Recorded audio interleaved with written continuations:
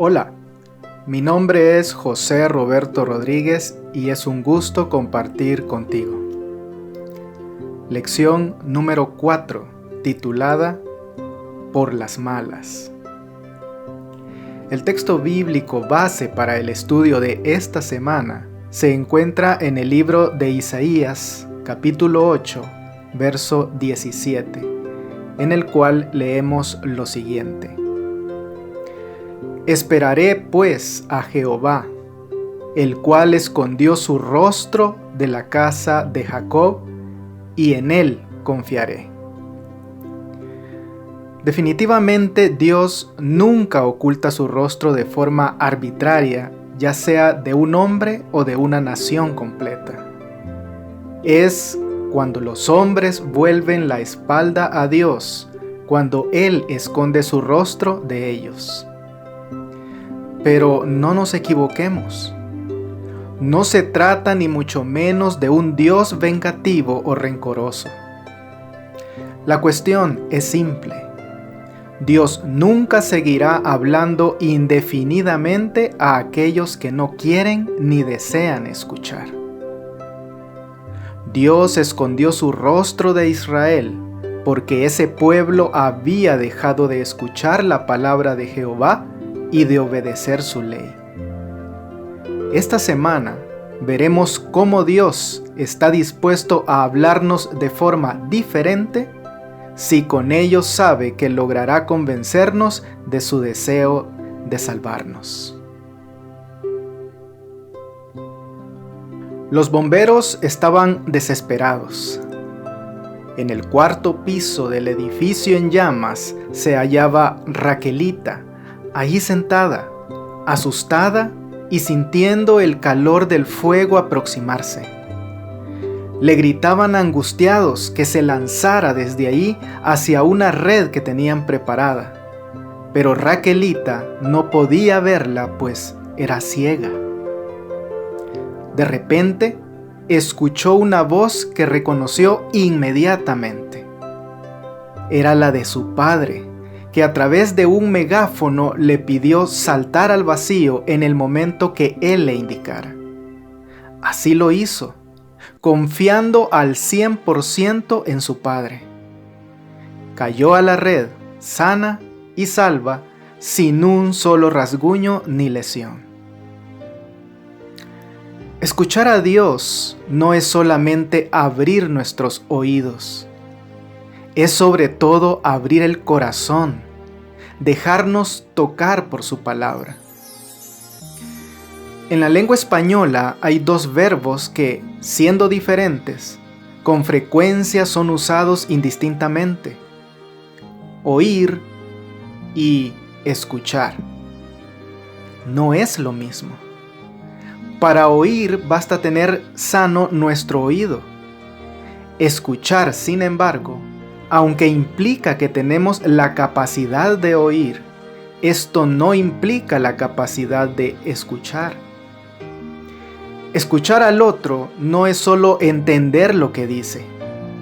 Escuchar es siempre un acto intencional y exige un conjunto de actitudes. Implica una empatía con el otro para comprender el verdadero alcance de lo que pretende comunicarnos. Liberarnos de prejuicios frente al otro.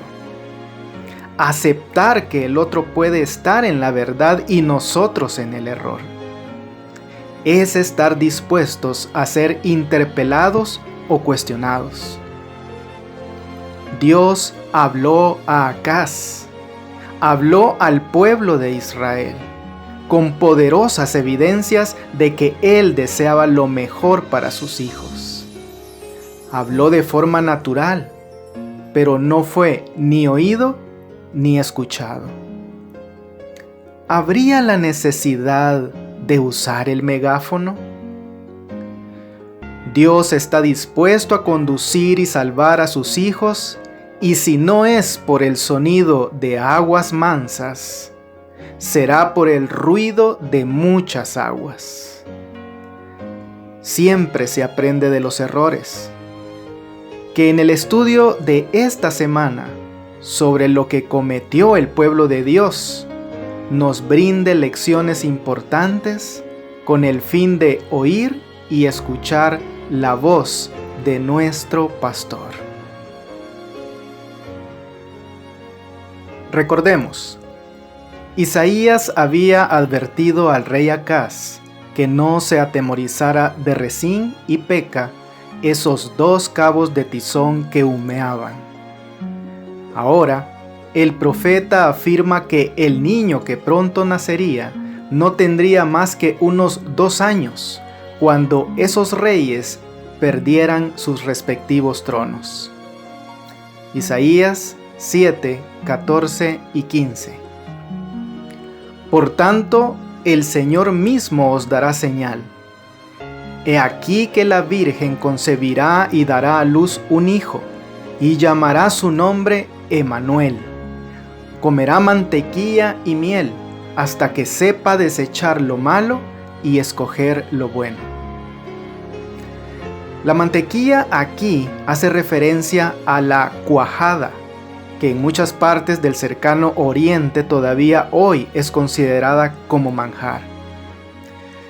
La mención que aquí se hace de la cuajada y la miel significa abundancia de alimento. La tierra estaría desolada, pero habría suficiente alimento para los pocos que quedaran en el país después de la invasión asiria. Isaías capítulo 7, verso 16. Porque antes que el niño sepa desechar lo malo y escoger lo bueno, la tierra de los 2 reyes que tú temes será abandonada. Mira cuán exacto es nuestro Dios en sus profecías. El rey Acaz asumió el poder entre los años 736-735 a.C. Esta entrevista con Isaías pudo haber transcurrido a comienzos del 734, mismo año en que Tiglat-Pileser III de Asiria guerreó contra Filistea. Posteriormente, en el 733, fueron conquistadas regiones como Galilea y Transjordania en el reino de Israel. Y para el 732, culminó su campaña contra Damasco, capital de Siria. De esta sorprendente manera se dio el cumplimiento de aquella promesa cuando el niño que serviría de señal y con tan solo unos 2 años de edad, es decir, del 734 al 732 a.C., sería testigo del derribamiento de los reinados de Peca y Rezín. Sorprendente aún más fue el cumplimiento de la profecía dada en Isaías capítulo 7, versículo 8. Porque la cabeza de Siria es Damasco, y la cabeza de Damasco Rezín. Y dentro de 65 años, Efraín será quebrantado hasta dejar de ser pueblo. En el 727 a.C., Oseas, quien después de asesinar al rey Peca reinó en Israel, rindiéndose y pagando tributos a los asirios, se rebeló contra ellos. En respuesta a esto, los asirios tomaron la ciudad capital de Samaria en 722 a.C. Siguiendo un cómputo inclusivo, llegamos al año 670 a.C. Sí, 65 años después del 734, cuando Esar-Adón, como rey de Asiria, inició la deportación de miles de israelitas a Mesopotamia y Media. Dado que la política asiria de esparcir los pueblos sometidos tenía el propósito de borrar la antigua lealtad nacional, las 10 tribus fueron absorbidas de tal manera entre los pueblos vecinos que terminaron perdiendo su propia identidad. Ezequías, hijo de Acaz, encontraría más tarde durante su reinado consuelo y estímulo en las palabras de Isaías dadas a su padre y referentes a Emanuel, cuando en 2 de Crónicas 32:8 asegura que con nosotros está Jehová nuestro Dios para ayudarnos y pelear nuestras batallas. ¿Qué te invade al día de hoy? ¿El dolor por la pérdida de un familiar?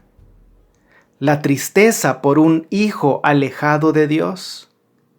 ¿Un vicio? ¿Una familia desunida? Recuerda, Dios está allí para ayudarte y pelear tus batallas. A nosotros nos corresponde escuchar su voz y confiar en lo que Él sabe que es lo mejor para nuestras vidas. Nos encontramos en el punto en que el rey Acaz ya ha manifestado que no buscará ayuda en Dios y que por el contrario se propone confiar en Asiria. Isaías entonces advierte que Asiria no ayudará a Judá, sino que le será causa de angustia.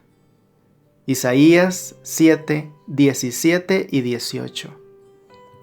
Jehová hará venir sobre ti, sobre tu pueblo y sobre la casa de tu padre, días cuales nunca vinieron desde el día que Efraín se apartó de Judá, esto es, al rey de Asiria.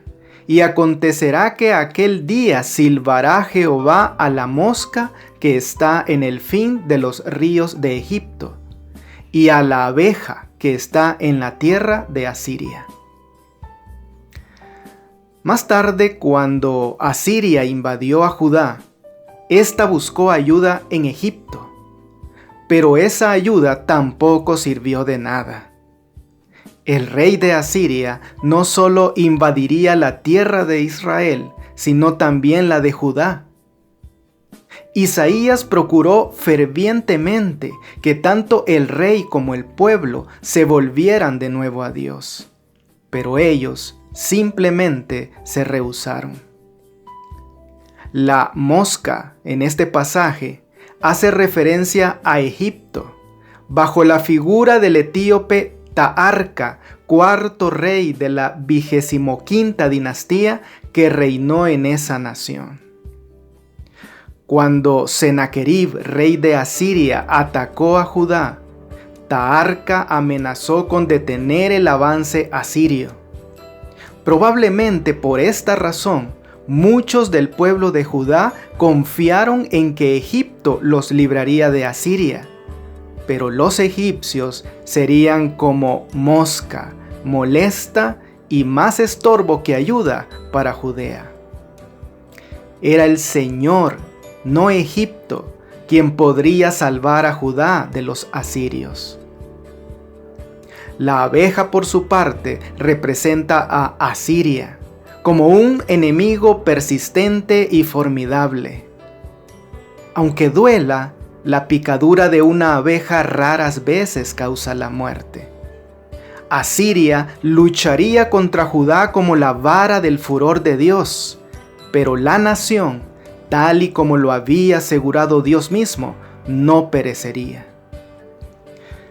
Cuando leemos en 2 de Reyes capítulo 16 y 2 de Crónicas 28 la forma de actuar del rey Acaz, haciendo destrozos por completo con el templo de Jehová, y todo con el fin de quedar muy bien con Asiria, no podemos extrañarnos luego de las decisiones tan equivocadas que tomó.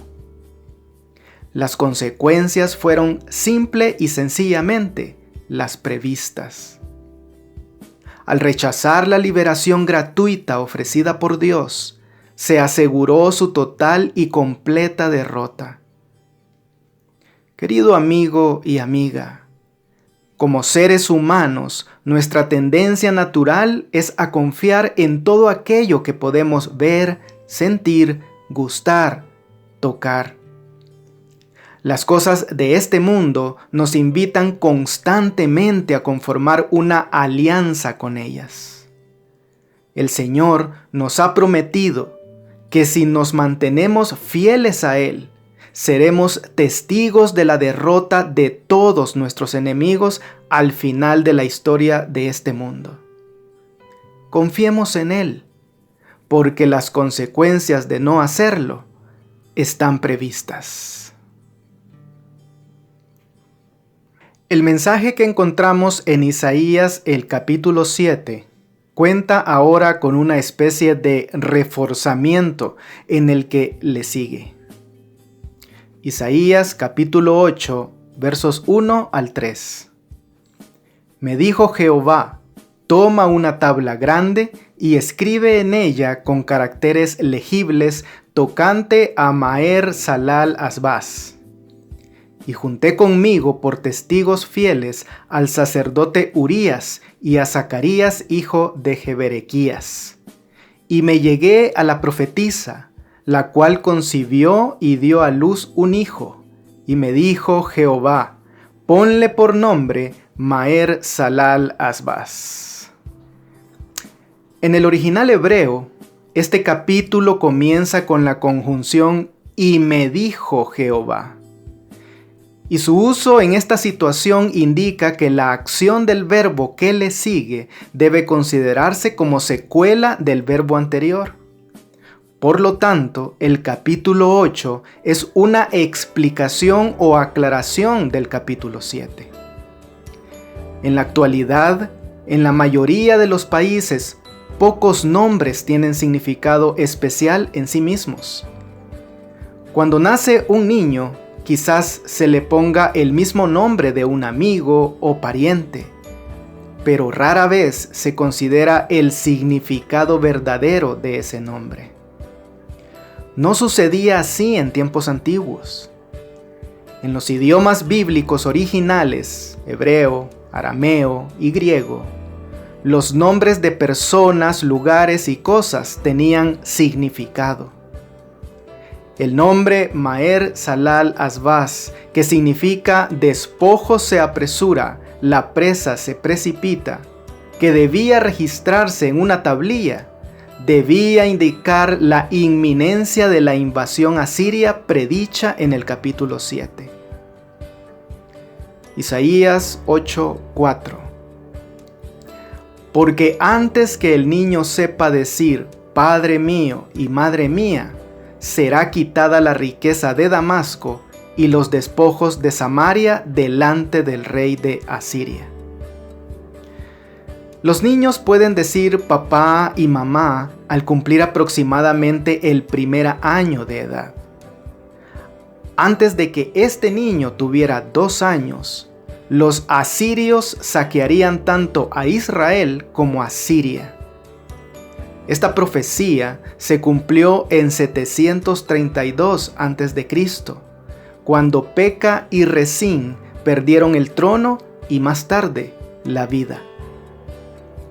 Por esto, el que se escribiera el nombre Maher Salal Asbaz en la tablilla era señal de que los asirios pronto llegarían para saquear y despojar a Samaria y Siria.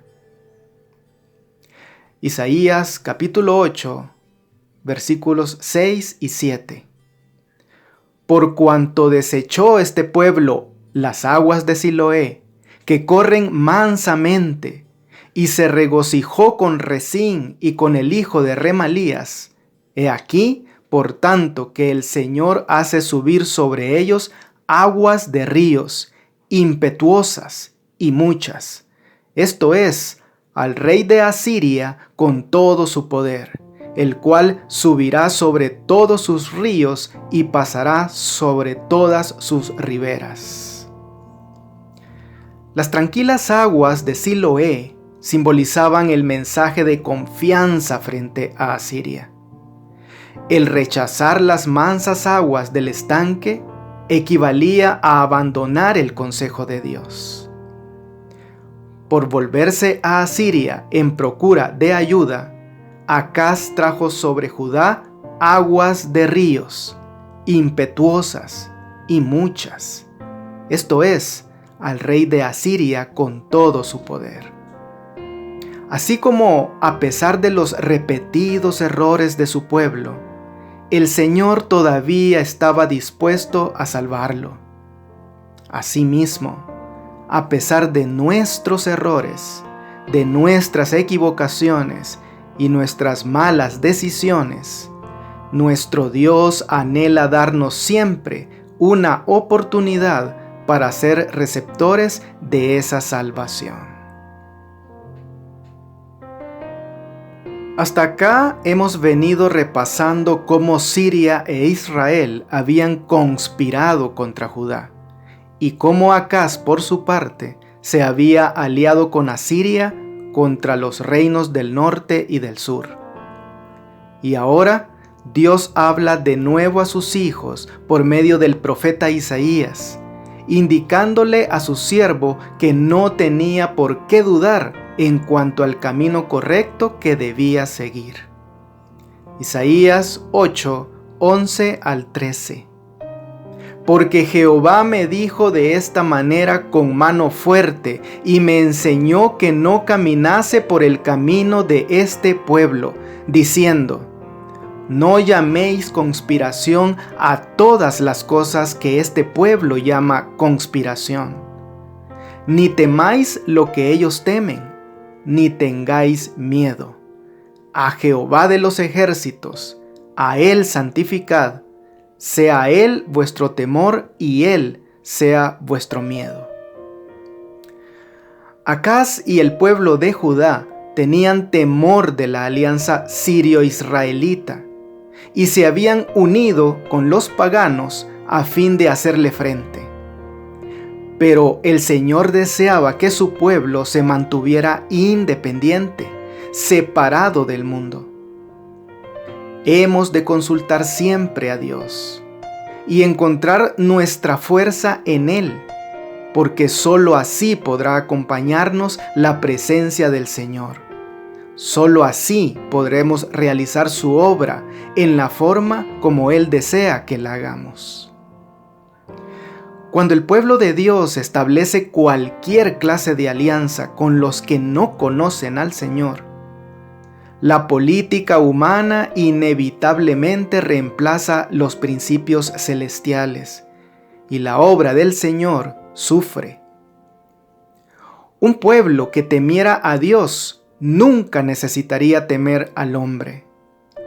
Acaz tenía miedo de Peca y Rezín porque rehusaba temer a Jehová. Pero el temor de Dios es muy diferente del temor de los hombres. Temer a Dios no significa tenerle miedo, sino mostrarle respeto, confiar en Él, amarle, entrar en su presencia con regocijo. Cuán importante es tener presente el mensaje de los 3 ángeles: temer a Dios y darle gloria, en lugar de temer y dar gloria a un poder como el de la bestia terrenal. Primera de Juan 4:18 nos enseña que existen diferentes tipos de temor. En el amor no hay temor, sino que el perfecto amor echa fuera el temor, porque el temor lleva en sí castigo, de donde el que teme no ha sido perfeccionado en el amor. A medida que aprendemos a conocer al Señor, comenzamos a amarlo, y nuestro temor obsesivo de un Dios poderoso pero vengativo se transforma en un temor limpio, que no desea desilusionar a un amigo. Mientras más crezcamos en el amor, menos temeremos. Amigo y amiga que me escuchas, cuando nuestro amor se haya desarrollado perfectamente y esté libre de todo rastro de egoísmo, quedaremos liberados del temor servil ante Dios o el hombre. No temeremos a Dios porque sabremos que Él es amor, y no temeremos al hombre porque sabremos que nuestro amante amigo no permitirá que nos sobrevenga algo que no sea para nuestro bien último. Cuando ya el rey Acaz estaba pronto a morir, la relación entre él y su pueblo no era la mejor. De hecho, cuando Acaz muere, se hace una excepción con respecto a su entierro y a lo que se había hecho con muchos de sus antecesores. Segunda de Crónicas 28-27 menciona que incluso no lo metieron en los sepulcros de los reyes de Israel. Esa mala relación con su pueblo tuvo un origen, y fue tal que aún Isaías menciona que la gente se enojaría y maldeciría a su rey. Isaías 8:21. Y pasarán por la tierra fatigados y hambrientos, y acontecerá que teniendo hambre, se enojarán y maldecirán a su rey y a su Dios, levantando el rostro en lo alto. El profeta hace referencia aquí a los que han rechazado a Dios y la luz de su palabra, sobre todo en el mensaje profético de los capítulos 7 y 8. En tinieblas e inquietud, sin luz ni esperanza, irritados por su situación, culpan a sus dirigentes humanos, y en este caso específico al rey Acaz, por las dificultades que les han sobrevenido y maldicen a Dios porque deben cosechar los amargos resultados de la desobediencia. Pero es que todo cae por su peso. El rey Acaz se había vuelto una persona muy comprometida con la religión pagana, y esta, a su vez, estaba muy vinculada con el ocultismo. Isaías 8:19. Y si os dijeren, preguntad a los encantadores y a los adivinos, que susurran hablando, responded, ¿no consultará el pueblo a su Dios? ¿Consultará a los muertos por los vivos? En este versículo, el profeta condena las fuentes de consejo y conducción de las cuales dependía el rey Acaz, y posteriormente, muchos de los habitantes de Judá también. Por sus iniquidades, los hijos de Israel se habían separado de Dios, así como lo habían hecho Saúl y otros, de modo que el Señor ya no les contestaba, pues se habían vuelto a los demonios, buscando dirección y ayuda. Isaías aparta entonces la atención de sus oyentes de las palabras y la sabiduría de los demonios y de los hombres, para dirigirla a la sabiduría revelada de Dios, al afirmar en el capítulo 8, verso 20, a la ley y al testimonio. Si no dijeren conforme a esto, es porque no les ha amanecido. En este pasaje, Isaías dirige la mente de aquellas personas, y en este tiempo la nuestra también, a la palabra de Dios como norma de verdad y guía para una vida recta. Acaz no lo quiso comprender. La lección es para nosotros hoy. Sin Dios, el mundo es un enigmático laberinto de incertidumbre y angustia. Con Dios, tenemos nuestra única esperanza para un futuro más luminoso. Muy bien. Sinteticemos algunas ideas que nos ha dejado esta preciosa lección. Número 1. Dios pelea todas nuestras batallas. Peca y Resín, los dos poderes que se unieron para batallar contra el pueblo de Dios y de quienes hemos estudiado en esta semana, dejaron de existir hace mucho tiempo. Pero en pleno siglo XXI, parecieran tener a sus representantes. Sí, porque todos aquellos males derivados del poder del pecado que reina en esta tierra también atacan a los hijos de Dios. Esas batallas no las podremos evitar, pero sí podemos elegir con quién hacer alianza. Nuestra alianza es con Dios. Número 2. ¿Amor en el temor o temor en el amor? Primera de Juan 4:18 hace una referencia al temor que es fruto de la cobardía y no al deseable temor del Señor que poseen todos los creyentes. Temor es lo opuesto a confianza y no debe tener lugar en la mente del cristiano. El perfecto amor que se centra en Dios no puede tolerar un temor servil y no tiene por qué temer, pues si Dios es por nosotros, ¿quién contra nosotros? Y número 3. Del estanque de Siloé al río Éufrates. Nuestro Dios está sumamente interesado en nuestra salvación. Tanto es así que primero nos habla por medio de mansas aguas, sí, como las del estanque de Siloé. Pero en su infinito amor y misericordia, está dispuesto a hablarnos por medio del río Éufrates, es decir, por aguas que harán muchísimo ruido. ¿Cuánto? El suficiente para despertar nuestras conciencias y darnos cuenta de que nuestra salvación la encontraremos única y exclusivamente con nuestro Señor.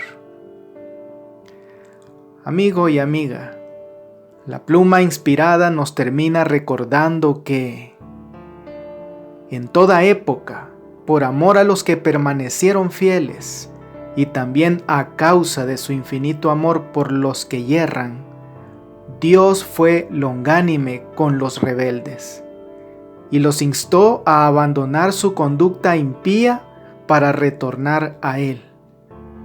Mediante los hombres a quienes designara, enseñó a los transgresores el camino de la justicia, renglón tras renglón, línea sobre línea, un poquito allí, otro poquito allá.